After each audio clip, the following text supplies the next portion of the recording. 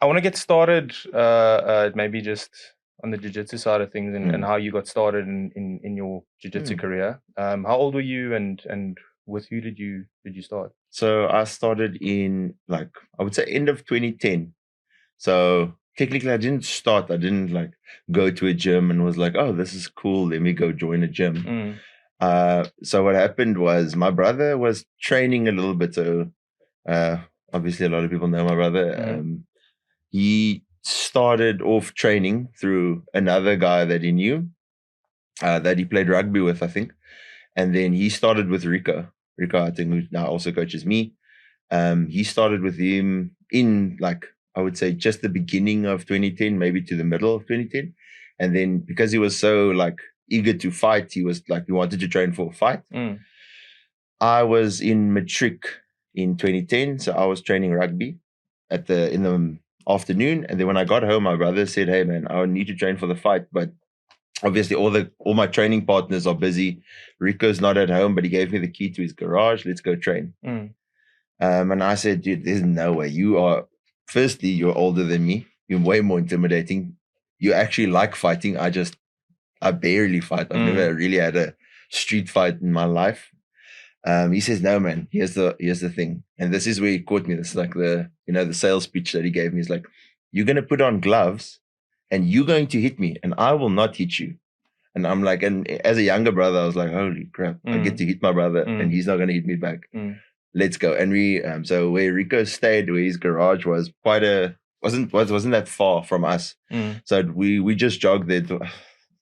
I think it wasn't even 3 kilometers away. And my brother opened the garage and I was like, oh wow, this is what an MMA gym looked like. And that's what they looked like back in the day. There was really no AKAs or, big gyms. It's a lot more commercial now. So back in 2010, it was mostly small gyms, garages, stuff like that. Yeah.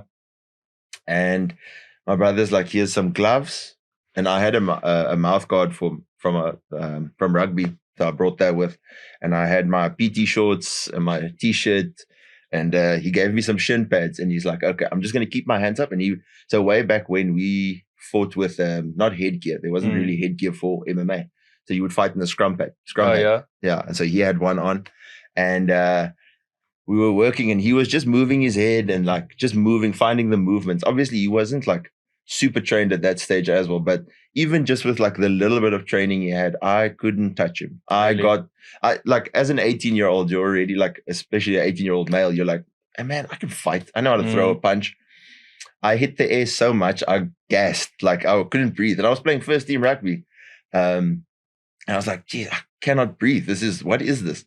And then I remember a few times the bags were hanging and then I would swing and he would just walk forward and I'd be like, oh, and then I try and run away, but I run around the bags and he's like, what are you doing? I'm not hitting you. Yeah. And then I don't know, we did I think we did 2 rounds like that, but I was so tired. And then I just closed my eyes and I threw this haymaker. And I think I just clipped him on his mouth and he slightly bled. And I think as he tasted, he was like, screw this. I'm hitting back. And then it was just me and him in the garage. No, my mom to stop us. So he was like, well, now I'm going to hit you back. And I'm like, this is not what we agreed upon. This was not prearranged. But he already had the gloves on. I was like, oh, well, there's nothing I can do. I'm obviously not going to beat him up. And I would just walk. And everyone says, yeah, but he's like, was your body sore? Was he just were you dizzy from kicking? I was like, no. Every time he would fake a punch, I would turn and he would just kick me on my butt every time. And I couldn't sit. It was getting a proper hiding for, I would say proper 3 minutes. And yeah, that was after that, it wasn't never get into a fight. It's I need to train because my brother was barely trained. He was just slightly bigger than me. And I was I have no idea what I'm doing. This means anyone can just beat me up. So it was also, I told myself it was mostly for fitness because I would like to continue playing rugby after school, as most guys do. But then after a lot of training, it was good. It was it was a confidence builder. And I was like, I'd like this more than it's a more individualized sport. It feels like I'm gonna learn a lot more. So a lot of guys that do I want to say a lot of guys that do team sports, yeah, they prefer the camaraderie. but I like to I like to rely on being Yourself. able to on myself. Like if I make a mistake, I pay for it. Not I don't want to be like because you get that in team sports where I made a mistake, now the team pays. I don't like that, and it's not like, I also don't like if I'm playing in a team sport and that guy makes a mistake. Now I'm like, oh, stupid guy. You did everything that you're supposed to do. I did everything I was supposed to do. We still lost, which happened a lot in rugby as well. But yeah, with the training, then I started. From there, I went to Rico's garage a few times, but I really trained. I watched my brother train. I watched because there was a lot of big guys, and I was like, I wasn't like massive. I'm still not massive anyway. So I was like looking at the guys, like, this looks dangerous. These guys looks like killers, man. And it was mostly back then. It was like either the bodybuilders or the bouncers, or just the guy that like got a fan belt in street fighting. So it's like anyone that just wants to get hit, trying to upgrade that belt. Exactly.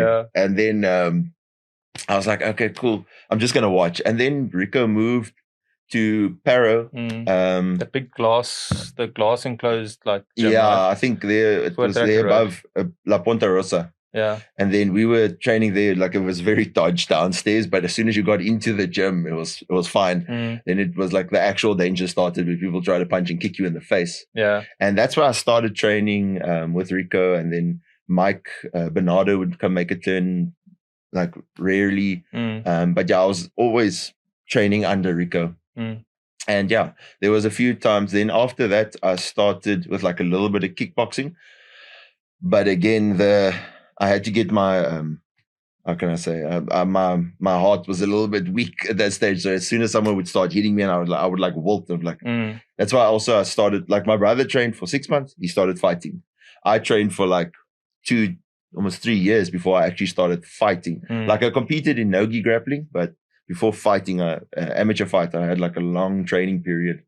So yeah, I think I competed nogi grappling at, what is it back then? It was gas. I competed gas like after like I think a year and a bit of training. And that was quite the eye-opening experience, because I very much gassed. Hey guys, if you enjoyed that clip, I've got another one for you over here and over here. Please don't forget to subscribe over here, and have a look at my other socials down in the description box below. Thanks for watching.